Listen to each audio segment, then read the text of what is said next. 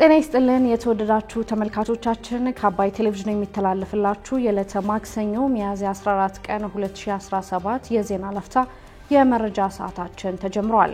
ከትግራይ ክልል ፖለቲካ መራቅ እንደማይፈልጉ የተናገሩት አቶ ጌታቸው ረዳ ወቅታዊ የክልሉን ሁኔታ ለመቀየር እንደሚሰሩ መናገራቸውን፣ ምርጫ ቦርድ ለአሲምባ ዲሞክራሲያዊ ፓርቲ እስካሁን ፍቃድ አለመስጠቱን ማስታወቁን እንዲሁም በፑንትላንድ የኢትዮጵያ ዲፕሎማት የአልሸባብ ታጣቂዎች ሳይሆኑ አይቀሩም በተባሉ ታጣቂዎች መገደላቸውን ጨምሮ ሌሎች መረጃዎችን ይዘናል። ከዜናዎቹ ጋር ራቢያ ከድር አብራችሁ ቆይታ አደርጋለሁ። አብራችሁን ቆዩ። ከትግራይ ክልል ፖለቲካ መራቅ እንደማይፈልጉ የተናገሩት አቶ ጌታቸው ረዳ ወቅታዊ የክልሉን ሁኔታ ለመቀየር እንደሚሰሩ ተናገሩ። የቀድሞ የትግራይ ጊዜያዊ አስተዳደር ፕሬዝዳንት አቶ ጌታቸው ረዳ ዩኤምዲ ከተባለ የማህበራዊ ሚዲያ ጋር በትግርኛ ባደረጉት ቆይታ ከትግራይ ፖለቲካ መራቅ እንደማይፈልጉም ተናግረዋል። በትግራይ ያላለቀ አጀንዳ አለ ያሉት አቶ ጌታቸው አሁን ላይ በፌደራል ደረጃ በኃላፊነት ላይ ቢሆኑም የትግራይ ክልል ጉዳይ እንደሚያሳስባቸው አንስተዋል። በአዲሱ የጠቅላይ ሚኒስትሩ የምስራቅ አፍሪካ ጉዳዮች ልዩ አማካሪ ሹመት የስራ ዝርዝር እንዳልደረሳቸው የጠቀሱት አቶ ጌታቸው ይህንን ስልጣን ያላለቀ አጀንዳዬን ለማስፈጸም እጠቀምበታለሁ ሲሉም ተደምጠዋል። የትግራይ ሕዝብ ያላለቀ አጀንዳ አለው፣ አጀንዳው እንዲያልቅ ለማድረግ እሰራለሁ ያሉት አቶ ጌታቸው አሁን ያለው የክልሉ ወቅታዊ ሁኔታ ለመቀየር እንደሚሰሩም አስረድተዋል። ስልጣናቸውን ለሌተናል ጀነራል ታደሰ ርክክብ በሚያደርጉበት ወቅት አንዳንድ ግልጽ ያልሆኑ እንቅስቃሴዎች እንደነበሩ የተናገሩት አቶ ጌታቸው አንዳንድ ጉዳዮች እንዲሁ በችኮላ በተደረጉ ጉዳዮች ነበሩ ሲሉም ተደምጠዋል። ጠቅላይ ሚኒስትር አብይ አህመድ ስልጣን ከማስረከቤ በፊት በፌደራል ደረጃ ወይም በሌሎች ዓለም አቀፍ ተቋማት ውስጥ እንድሰራ ፍላጎት እንዳለኝ ጠይቀው ነበር ያሉት አቶ ጌታቸው ነገር ግን እዚሁ መቆየት እንደሚፈልጉም ተናግረዋል። በአፍሪካ ህብረትም ሆነ በተመድ ውስጥ በየትኛውም ጊዜ ማገልገል የምችልበት እድል ነበር ያሉት አቶ ጌታቸው ነገር ግን ከትግራይ ክልል ፖለቲካ የመራቅ ፍላጎት ስለሌለኝ የፌደራል መንግስት ያቀረበውን የስራ ኃላፊነት መቀበላቸውም ተናግረዋል። አሁንም በአዲስ አበባ ሆኜ በትግራይ ክልል ያለኝን ቀሪ ስራዎች ለመስራት እድሎች አሉኝ ያሉት አቶ ጌታቸው ወደ ስደት የመሄድ እቅድ እንደሌላቸውም አንስተዋል።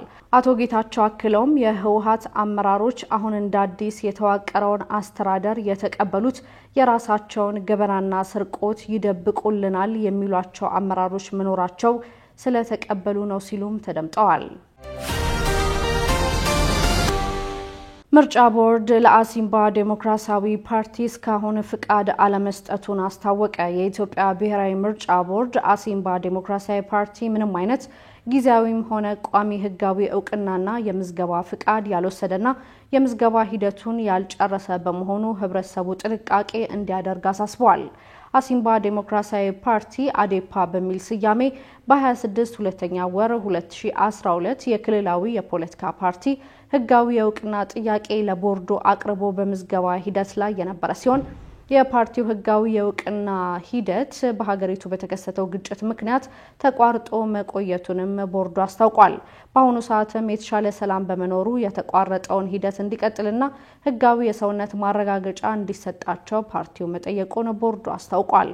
ቦርዱም ባደረገው ስብሰባ የፓርቲው የምዝገባ ሂደት እንዲቀጥል አደራጅቶ ኮሚቴ ጥቅምት 25 ቀን 2012 ያደረገውን መስራች ጉባኤ ላይ የቦርዱ ተወካዮች እንዲገኙ ባለማሳወቁ በጉባኤው የተካሄደው የአመራር ምርጫም ሆነ በጉባኤው የተወሰኑ ውሳኔዎች ያልተመዘገቡ መሆኑን አደራጅ ኮሚቴው ጉባኤ ከመሄዱ 30 ቀናት አስቀድሞ ቦርዱ ታዛቢ እንዲመድብለት እንዲያሳውቅና ረቂቅ የፖለቲካ ደንብ ፕሮግራምና መመስረቻ ጽሑፍ ለቦርዱ በማቅረብ መስራች ጉባኤ በድጋሚ እንዲያካሂድም ወስኗል።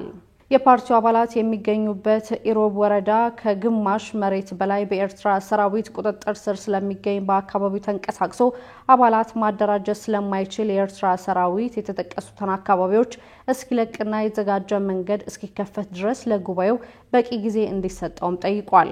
ቦርዱ ያደረኩት ባለው ስብሰባ ፓርቲው የጀመረውን ህጋዊ እውቅና የማግኘት ሂደት ቦርዱ እንዲያሟላ የጠየቃቸው መስፈርቶች በራሱ ጊዜ ሳያሟላ አንጠልጥሎ ሳይጨርስ የቀረ በመሆኑ እንዲሁም ፓርቲው የሚያደርጋቸው እንቅስቃሴዎች ማህበረሰቡን የሚያሳስቱ የሚያደናግሩ በመሆኑ ፓርቲው ከኢትዮጵያ ብሔራዊ ባንክ ምንም አይነት ጊዜያዊ የሆነ ቋሚ ህጋዊ እውቅናና የምዝገባ ፍቃድ ያልወሰደና የምዝገባ ሂደቱን ያልጨረሰ ነው ሲልም ገልጿል።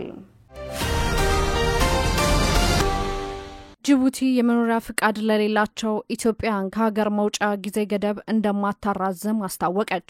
በጅቡቲ የኢትዮጵያ ኤምባሲ የጅቡቲ መንግስት በሀገሪቱ የሚኖሩና ህጋዊ የመኖሪያ ፍቃድ የሌላቸው ዜጎች ወደ ሀገራቸው እንዲመለሱ ማስታወቁን ተከትሎ ማሻሻያ እንዲደረግ ከጅቡቲ የሀገር ውስጥ ጉዳይ ሚኒስቴር ኃላፊዎች ጋር የተደረገ ውይይት አለመሳካቱን ማስታወቋል። የጅቡቲ መንግስት ህጋዊ የመኖሪያ ሰነድ ሳይኖራቸው በሀገሪቱ ውስጥ የሚኖሩ የውጭ ሀገር ዜጎች ከመጋቢት 25 2017 እስከ ሚያዝያ 24 2017 ባለው በፍቃዳቸው ወደ ሀገራቸው እንዲመለሱ አሳውቀውም ነበር።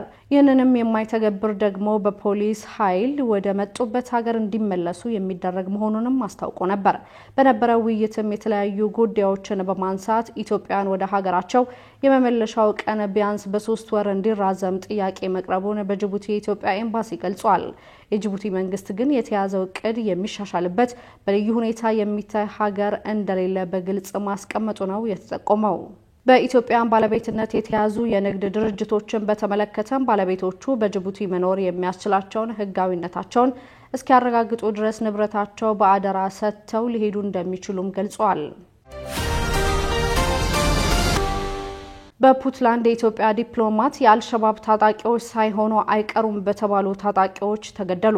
በሶማሊያ ፑንትላንድ ራስ ገዝ የኢትዮጵያ ቆንስላ ውስጥ ተመድበው ይሰሩ የነበሩ የኢትዮጵያ ዲፕሎማት ፋራህ አይዲ ድራማ ከሶማሌላንድ ራስ ገዝ በቅርቡ በተነጠለችው ኤስኤስ ካቱሜ ግዛት ላስ አኖድ ከተማ ውስጥ በጥይት ተመተው ህይወታቸው ማለፉን የሶማሊያ የዜና ምንጮች ዘግበዋል። የፋራህ አስከሬን ጎጃ ሀዴ በተባለ ሸለቆ ውስጥ በመገኘቱ የተገለጸ ሲሆን ሰውነቱ ከመገደሉ በፊት ሲሰቃይ እንደነበር የሚያሳዩ ምልክቶች መታየታቸውም ተነግሯል። የግዛቲቷ ባለስልጣናት ግድያውን የፈጸሙት ታጣቂዎች የአልሸባብ አባላት ሳይሆኑ አይቀርም የሚል ጥርጣሬ እንዳላቸውም በዘገባው ተመላክቷል። በዲፕሎማቱ ህልፈት ዙሪያ የግዛቲቱ ባለስልጣን ምርመራ እያደረጉ መሆኑም ተገልጿል። የኢትዮጵያ ውጭ ጉዳይ ሚኒስትር ይህ ዜና እስከተጠናቀረበት ሰዓት ድረስ በዲፕሎማቱ ህልፈት ዙሪያ በይፋ ያለው ነገር የለም።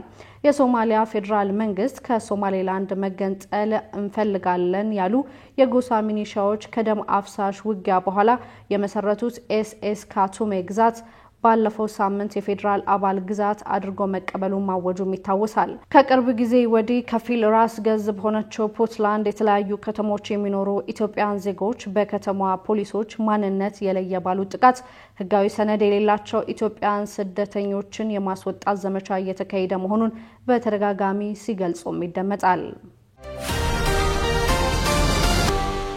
የኳታርና የግብጽ አደራዳሪዎች በሐማስና በእስራኤል መካከል አዲስ የተኩስ አቁም ድርድር እያረቀቁ መሆኑ ተገለጸ።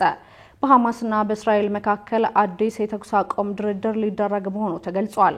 ለጉዳዩ ቅርበት አለን የሚሉት ፍልስጤም ባለስልጣን እንዳሉት የኳታርና የግብጽ አደራዳሪ አዲስ የተኩስ አቁም ድርድር እያረቀቁ መሆኑ የተገለጸ ሲሆን የተኩስ አቁም ከ5 እስከ 7 ዓመት የሚዘልቅ እንደሚሆንም ቢቢሲ ምንጮቹን ዋቢ አድርጎ ዘግቧል።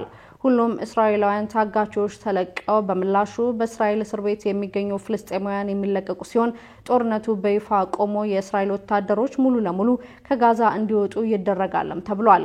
በጉዳዩ ላይ ምክክር ለማድረግ የሐማስ ልዑካን ወደ ካይሮ እንደሚሄዱ ቢገለጽም ስለ አዲሱ ድርድር ጉዳይ እስካሁን ከእስራኤል በኩል የተባለ ነገር የለም። የሐማስ የፖለቲካ ክንፍ ኃላፊ መሐመድ ዳርዊሽ እና ዋና ተደራዳሪ ኻሊድ አልሃያ በካይሮ ለድርድር እንደሚገኙም ተጠቁሟል። ከዚህ ቀደም የተደረሰው የተኩስ አቁም ስምምነት ከአንድ ወር በፊት መፍረሱ የሚታወስ ሲሆን ስምምነቱ ለመፍረሱ ሁለቱ ወገኖች አንዳቸው ሌላኛቸውን ሲከሱ ይደመጣል። ሐማስ የታጠቀውን መሳሪያ ፈቶ በመላሹ የ6 ሳምንት የተኩስ አቁም እንዲደረግ እስራኤል ከሰሞኑ ያቀረበችው ሐሳብ በሐማስ በኩል ውድቅ ተደርጓል። ጠቅላይ ሚኒስትር ቤንያሚን ኔታንያሁ ሐማስ ካልከሰመና ታጋቾች በአጠቃላይ ካልተለቀቁ ጦርነት እንደማያቆሙ ተናግረዋል። ሐማስ በበኩሉ ጦርነቱ እስራኤል ስታቆም ታጋቾችን እንደሚለቁም አስታውቋል። የተለያዩ መረጃዎችን ያደረስንበት የዕለቱ የዜና ላፍታ መረጃ ሰዓታችን የተከታተላችሁትን ይመስል ነበር። አብራችሁን ስለነበራችሁ ከልብ እናመሰግናለን። በያላችሁበት መልካም ቀን